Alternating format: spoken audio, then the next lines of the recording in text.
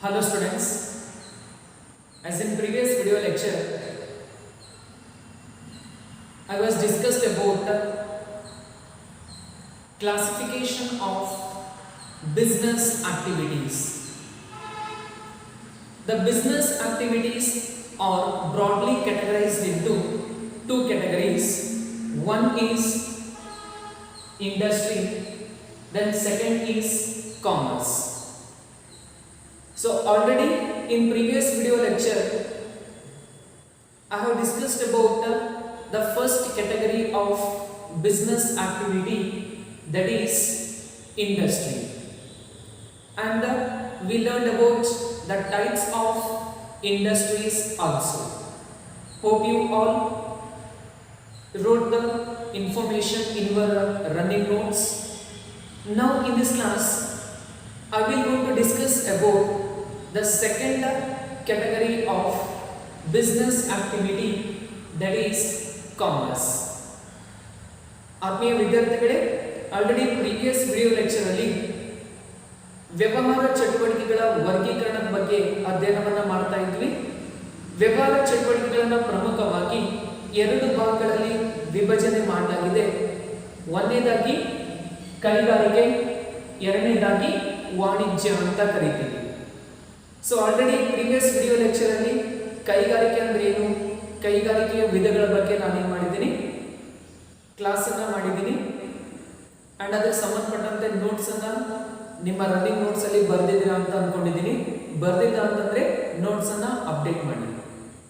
And coming to the second category of business activity, that is commerce. ಅಂದ್ರೆ ಕನ್ನಡದಲ್ಲಿ ವಾಣಿಜ್ಯ ಅಂತೇಳಿ ಕರೆಯಲಾಗುತ್ತೆ. So what exactly the commerce is? So some of you will say commerce means it is a course in PUC which includes the study of language subject and the 4 core subject. So not like that. So when it comes to the course, that's correct.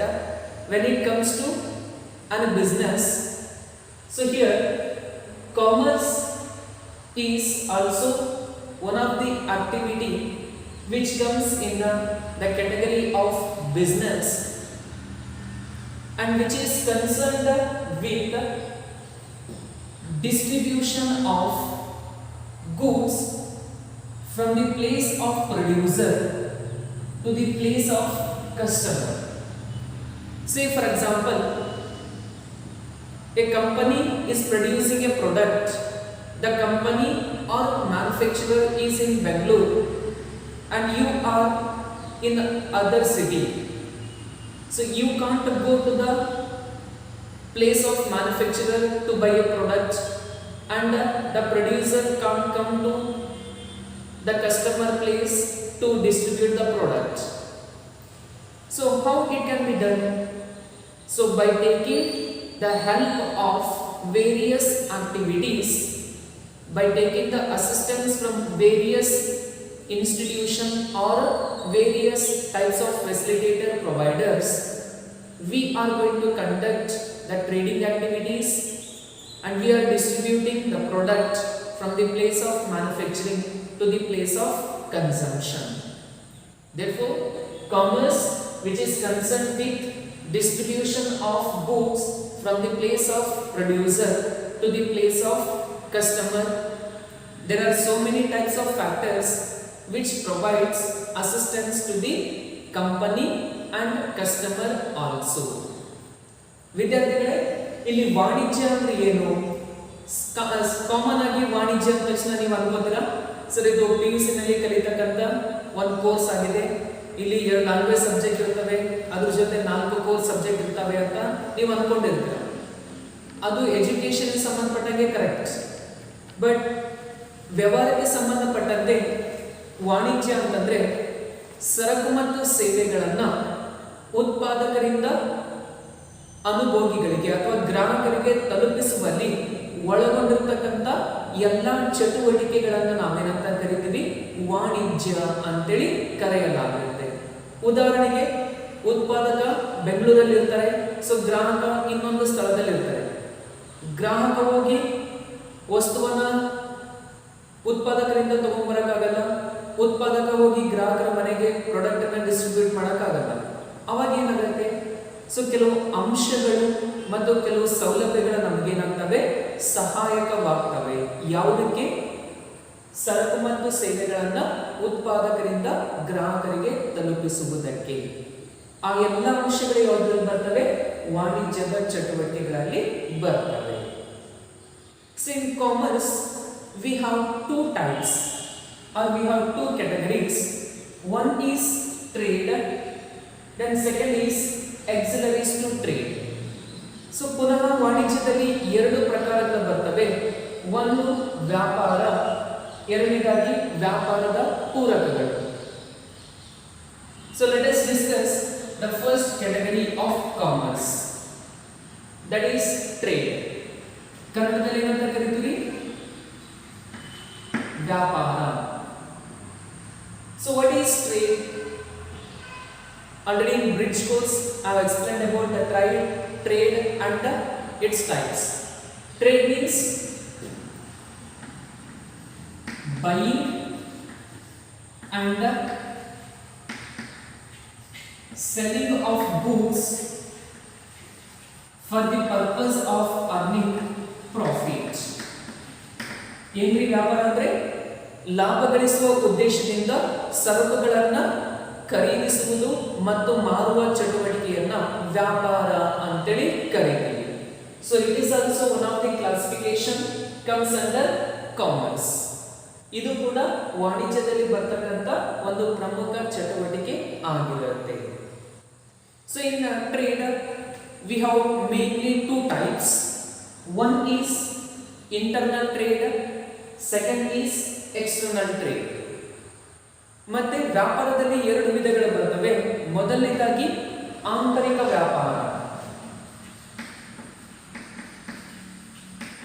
ಆಂತರಿಕ ವ್ಯಾಪಾರ. ಎರಡನೇದಾಗಿ ಬಾಹ್ಯ ವ್ಯಾಪಾರ. So what is internal trade? Internal trade means conducting of trading activities within the country or within the nation.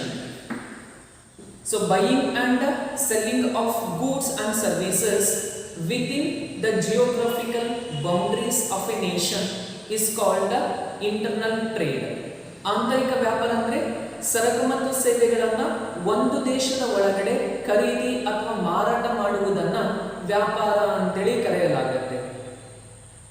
So in trade we have two types, that is internal trade and external trade. Now you know the meaning of internal trade.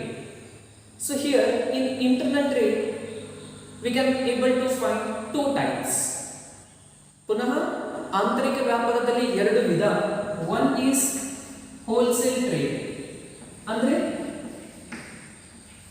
ಸಗಟು ವ್ಯಾಪಾರ. What is wholesale trade? Buying and selling of goods in a large quantity. That is very important. Buying and selling of goods and services in a large quantity. The wholesaler purchases goods from a manufacturer or through the agent, and he keeps a large quantity of stock in a godown, and the wholesaler selling goods to the retailer. That kind of business is called wholesale trade. ಸಗಟು ವ್ಯಾಪಾರ ಅಂದ್ರೆ ಉತ್ಪಾದಕರಿಂದ ದೊಡ್ಡ ಪ್ರಮಾಣದಲ್ಲಿ ಸರಕುಗಳನ್ನು ಖರೀದಿಸಿ ಅವುಗಳನ್ನ ಚಿಲ್ಲರೆ ವ್ಯಾಪಾರಿಗಳಿಗೆ ಮಾರಾಟ ಮಾಡುವಂತಹ ಒಂದು ವ್ಯಾಪಾರವನ್ನ ನಾವೇನಂತ ಕರಿತೀವಿ? ಸಗಟು ವ್ಯಾಪಾರ ಅಂತೇಳಿ ಕರೆಯಲಾಗುತ್ತೆ. ಸೊ ಈಗ ಇವ್ರೇನ್ ಮಾಡ್ತಾರೆ? ಉತ್ಪಾದಕರಿಂದ ಅಥವಾ ಏಜೆಂಟ್ ಇಂದ ಏನ್ ಮಾಡ್ತಾರೆ? ಸರಕುಗಳನ್ನ ದೊಡ್ಡ ಪ್ರಮಾಣದಲ್ಲಿ ಖರೀದಿಸಿ ಗೋಡನಲ್ಲಿ ಸ್ಟಾಕ್ ಮಾಡಿ ಅದನ್ನ ವಸ್ತುಗಳನ್ನ ಯಾರಿಗೆ ಮಾರಾಟ ಮಾಡ್ತಾರೆ? ಚಿಲ್ಲರೆ ವ್ಯಾಪಾರಿಗಳಿಗೆ ಮಾರಾಟ ಮಾಡ್ತಾರೆ. ಅದನ್ನ ಸಗಟು ವ್ಯಾಪಾರ ಅಂತ ಕರೀತೀವಿ. So then second is retail trade. ಅಂದ್ರೆ ಚಿಲ್ಲರೆ ವ್ಯಾಪಾರ. So what is retail trade? Buying and selling of goods and services in a small quantity. They are selling to the final consumers. The retailer purchases goods from wholesaler and they sell goods to the customer in a small quantity. That is called the retail trade. ಚಿಲ್ಲರೆ ವ್ಯಾಪಾರ ಅಂದ್ರೆ ಸಗಟು ವ್ಯಾಪಾರಿಯಿಂದ ಸಣ್ಣ ಪ್ರಮಾಣದಲ್ಲಿ ಸರಕುಗಳನ್ನು ಖರೀದಿಸಿ ಅವುಗಳನ್ನು ಅಂತಿಮ ಗ್ರಾಹಕರಿಗೆ ಸಣ್ಣ ಪ್ರಮಾಣದಲ್ಲಿ ಮಾರಾಟ ಮಾಡುವ ವ್ಯಾಪಾರವನ್ನ ಚಿಲ್ಲರೆ ವ್ಯಾಪಾರ ಅಂತೇಳಿ ಕರೆಯಲಾಗುತ್ತೆ. So these two are the types which comes under internal trade. ಈ ಎರಡು ರೀತಿಯ ವ್ಯಾಪಾರ ಚಟುವಟಿಕೆಗಳು ಯಾವುದು ಬರ್ತವೆ? ಆಂತರಿಕ ವ್ಯಾಪಾರದ ವಿಧಗಳಲ್ಲಿ ಬರ್ತವೆ. So on the other hand we have second type, external trade. ಬಾಹ್ಯ ವ್ಯಾಪಾರ. External trade means conducting of trading activities out of the geographical boundaries of a nation. That is called the external trade. It is also referred as international trade. ಬಾಹ್ಯ ವ್ಯಾಪಾರ ಅಂತಂದ್ರೆ ಸರಕು ಮತ್ತು ಸೇವೆಗಳನ್ನ ಅಥವಾ ವ್ಯಾಪಾರದ ಚಟುವಟಿಕೆಗಳನ್ನ ಒಂದು ದೇಶದಲ್ಲಿ ಮಾತ್ರವಲ್ಲದೆ ಒಂದು ದೇಶದ ಗಡಿಯಾಚೆಗೆ ನಡೆಯುವಂತಹ ವ್ಯಾಪಾರವನ್ನ ಬಾಹ್ಯ ವ್ಯಾಪಾರ ಅಂತೇಳಿ ಕರೆಯಲಾಗುತ್ತೆ. So in the external trade we have three types. ಮತ್ತೆ ಇದರಲ್ಲಿ ಮೂರು ವಿಧಗಳು ಬರ್ತವೆ. One is export. Export means selling of goods from one country to another country, that is called the export. ಅಂದ್ರೆ ಮೊದಲನೇದಾಗಿ ರಫ್ತು. ರಫ್ತು ಅಂದ್ರೆ ಒಂದು ದೇಶದಿಂದ ಮತ್ತೊಂದು ದೇಶಕ್ಕೆ ಸರಕುಗಳನ್ನು ಮಾರಾಟ ಮಾಡುವುದು ಅಥವಾ ಕಳಿಸುವುದನ್ನು ನಾವೇನಂತ ಕರಿತೀವಿ? ರಫ್ತು ಅಂತೇಳಿ ಕರೆಯಲಾಗುತ್ತೆ. Say for example, you are doing the business in India, you are selling goods to the USA, means that is called export. ಅಂದ್ರೆ ಭಾರತ ದೇಶದಲ್ಲಿ ವ್ಯಾಪಾರ ಮಾಡ್ತಾ ಇದ್ರ USA-ಗೆ ನೀವು ಸರಕುಗಳನ್ನ ಮಾರಾಟ ಮಾಡ್ತಾ ಇದ್ರ ಅಥವಾ ಕಳಿಸ್ತಾ ಇದ್ರ ಅಂತಂದ್ರೆ ಆ ವ್ಯಾಪಾರವನ್ನ ರಫ್ತು ಅಂತೇಳಿ ಕರೆಯಲಾಗುತ್ತೆ. ದ ನೆಕ್ಸ್ಟ್ ಇಂಪೋರ್ಟ್ ಅಂದ್ರೆ ಆಮದು. Import means receiving or purchasing of goods from other country to our country, that is called the import. ಆಮದು ಅಂದ್ರೆ ಬೇರೊಂದು ದೇಶದಿಂದ ನಮ್ಮ ದೇಶಕ್ಕೆ ಸರಕುಗಳನ್ನು ಖರೀದಿಸುವುದು ಅಥವಾ ತರಿಸಿಕೊಳ್ಳುವುದನ್ನು ಏನಂತ ಕರೀತೀವಿ? ಆಮದು ಅಂತೇಳಿ ಕರೆಯಲಾಗುತ್ತೆ. ದೆನ್ ವಾಟ್ ಈಸ್ ಎಂಟರ್ಪೋರ್ಟ್ ಅಂದ್ರೆ ಪುನರ್ ರಫ್ತು ಅಂತೇಳಿ ಕರೆಯಲಾಗುತ್ತೆ.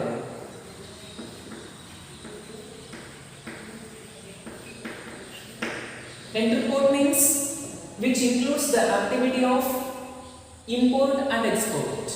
ಪುನರಫ್ತು ಅಂದ್ರೆ ಆಮದು ಮತ್ತು ರಫ್ತು ಎರಡು ಚಟುವಟಿಕೆಗಳು ಇರ್ತವೆ. How it means purchasing the goods from one country and selling the same goods to other countries. That is called interport. ಪುನರಫ್ತು ಅಂದ್ರೆ ಸರಕುಗಳನ್ನ ಒಂದು ದೇಶದಿಂದ ಖರೀದಿಸಿ ಅವೇ ಸರಕುಗಳನ್ನು ಮತ್ತೊಂದು ದೇಶಕ್ಕೆ ಮಾರಾಟ ಮಾಡುವುದನ್ನ ಅಥವಾ ಕಳಿಸುವುದನ್ನ ನಾವೇನಂತ ಕರಿತೀವಿ? ಪುನರ್ ರಫ್ತು ಅಂತೇಳಿ ಕರೆಯಲಾಗುತ್ತೆ. So that is about the entrepot. So these three which comes in the category of external trade. ಇವು ಮೂರು ರೀತಿಯ ವಿಧಗಳು ಈ ಒಂದು ಬಾಹ್ಯ ವ್ಯಾಪಾರದಲ್ಲಿ ಬರ್ತವೆ. So on the other hand the second category of commerce is auxiliaries to trade. So auxiliaries is nothing but supportive. Auxiliaries means which act as supportive to the trade. ಅಂದ್ರೆ ವ್ಯಾಪಾರದ ಪೂರಕಗಳು ಅಂತ ಕರೀತೀವಿ. ವ್ಯಾಪಾರದ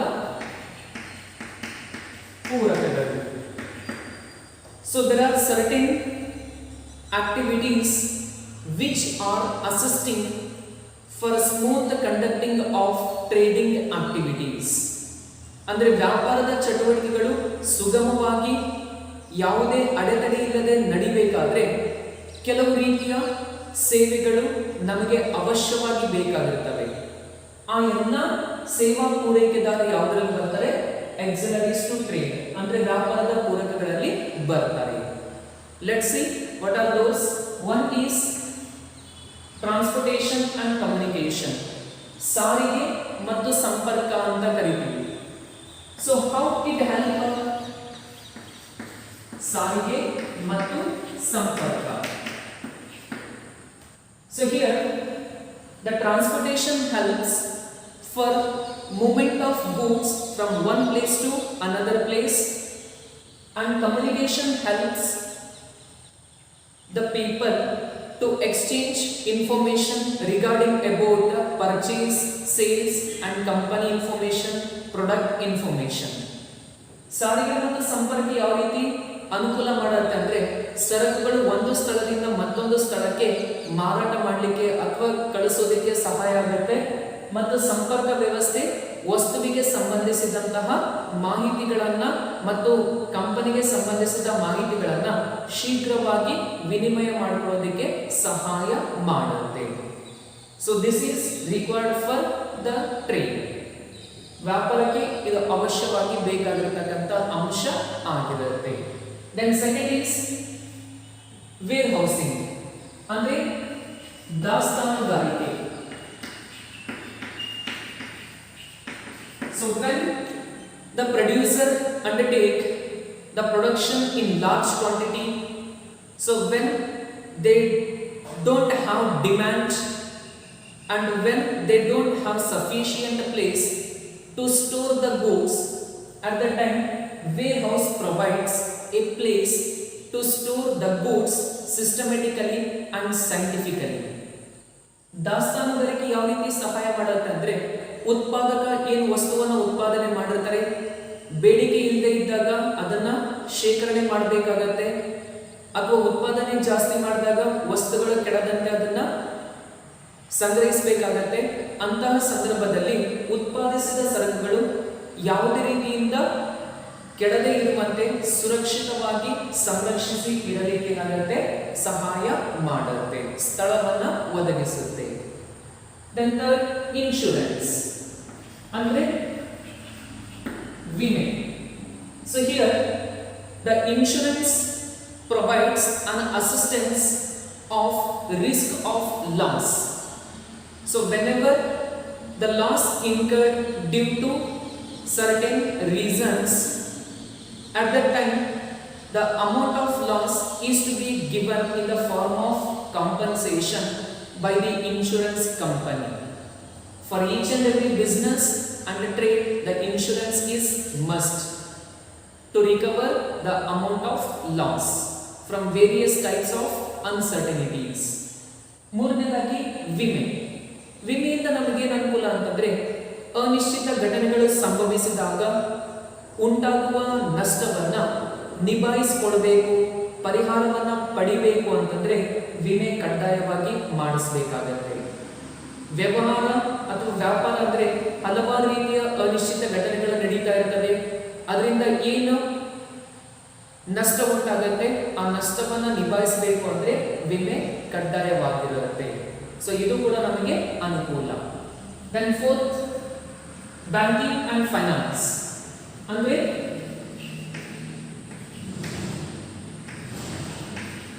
ಬ್ಯಾಂಕಿಂಗ್ ಮತ್ತು ಹಣಕಾಸು ಇದೇನ್ ಮಾಡುತ್ತೆ? So it provides an assistance to get the sufficient amount of finance or capital which is required for business. ಅಂದ್ರೆ ವ್ಯವಹಾರ ಸಂಸ್ಥೆಗೆ ಬೇಕಾಗಿರ್ತಕ್ಕಂಥ ಅವಶ್ಯವಾದ ಬಂಡವಾಳವನ್ನ ಅಥವಾ ಹಣಕಾಸಿನ ಸಹಾಯವನ್ನ ಏನ್ ಮಾಡುತ್ತೆ? ವಿವಿಧ ರೀತಿಯ ಬ್ಯಾಂಕ್ಗಳು ಮತ್ತು ಹಣಕಾಸಿನ ಸಂಸ್ಥೆಗಳು ವ್ಯಾಪಾರಿ ಸಂಸ್ಥೆಗಳಿಗೆ ಒದಗಿಸುತ್ತವೆ. ಅದು ಕೂಡ ನಮಗೆ ಅನುಕೂಲ. ಏನ್ ಮಾಡುತ್ತೆ? So it provides the financial assistance and resolve the problem of facing financial risk. Then last, advertising ಅಂದ್ರೆ ಜಾಹೀರಾತು. Nowadays most of the companies, they are giving advertisement in TV, newspaper, internet, in various forms. So the advertising help to convey information regarding about a product, its service and company. So where it is very helpful to get the information regarding about the type of product manufactured and the features of product and facilities available by the company when you are purchasing the product. All those information given to the people at a span of time. ಜಾಹೀರಾತು ಯಾವ ರೀತಿ ಅನುಕೂಲ ಅಂತಂದ್ರೆ ಉತ್ಪಾದಿಸಿದ ಸರಕುಗಳ ಬಗ್ಗೆ, ಅದರಲ್ಲಿ ದೊರೆತಕ್ಕಂಥ ಸೌಲಭ್ಯಗಳ ಬಗ್ಗೆ ಹಾಗೂ ಕಂಪನಿಯ ಕುರಿತಾಗಿ ಮಾಹಿತಿಯನ್ನು ಜನಸಾಮಾನ್ಯರಿಗೆ ನಾವೇನ್ ಮಾಡಬಹುದು, ಸುಲಭವಾಗಿ ಒದಗಿಸಬಹುದಾಗಿದೆ. ಅಂದ್ರೆ ಟಿವಿನಲ್ಲಾಗಿರ್ಬೋದು, ನ್ಯೂಸ್ ಪೇಪರ್ ಆಗಿರ್ಬೋದು, ಅಂದ್ರೆ ಇಂಟರ್ನೆಟ್ ಅಂತರ್ಜಾಲದಲ್ಲಾಗಿರ್ಬೋದು, ನಾವೆಲ್ಲ ಕಾಮನ್ ಆಗಿ ನೋಡ್ತಾ ಇರ್ತೀವಿ, ಅಡ್ವರ್ಟೈಸ್ಮೆಂಟ್ ಬರ್ತಾ ಇರುತ್ತೆ. ಅದರಿಂದ ನಮ್ಗೆ ಏನ್ ಗೊತ್ತಾಗುತ್ತೆ, ಕಂಪನಿ ಬಗ್ಗೆ, ಅದ್ರ ಜೊತೆ ಅಲ್ಲಿ ಉತ್ಪಾದನೆ ಮಾಡ್ತಕ್ಕಂಥ ವಸ್ತುಗಳ ಬಗ್ಗೆ ಮತ್ತು ಆ ಒಂದು ಪ್ರಾಡಕ್ಟ್ ಅನ್ನ ಯೂಸೇಜ್ ಹೇಗಿರುತ್ತೆ ಅದೆಲ್ಲದರ ಬಗ್ಗೆ ಏನು ಮಾಹಿತಿಯನ್ನ ಒಂದೇ ಸಾರಿ ಹಲವಾರು ಜನರಿಗೆ ನಾವೇನ್ ಮಾಡಬಹುದು, ನೀಡಬಹುದಾಗಿದೆ. So this is about auxiliaries to trade. ಇವೆಲ್ಲ ಯಾವುದ್ರಲ್ಲಿ ಬರ್ತವೆ, ವ್ಯಾಪಾರದ ಪೂರಕಗಳದ್ರಲ್ಲಿ ಬರ್ತವೆ. So this is all about the second category of business activity, that is commerce. ಇದು ವ್ಯವಹಾರ ಚಟುವಟಿಕೆಗಳ ಎರಡನೇ ವಿಭಾಗವಾಗಿರ್ತಕ್ಕಂಥ ವಾಣಿಜ್ಯದ ಬಗ್ಗೆ ಇರತಕ್ಕಂಥ ಪರಿಚಯ ಆಗಿದೆ. So in commerce we have two types, trade and auxiliaries to trade. ವಾಣಿಜ್ಯದಲ್ಲಿ ಎರಡು ವಿಭಾಗ ಬರ್ತವೆ, ವ್ಯಾಪಾರ ಮತ್ತು ವ್ಯಾಪಾರದ ಪೂರಕಗಳು. So thank you.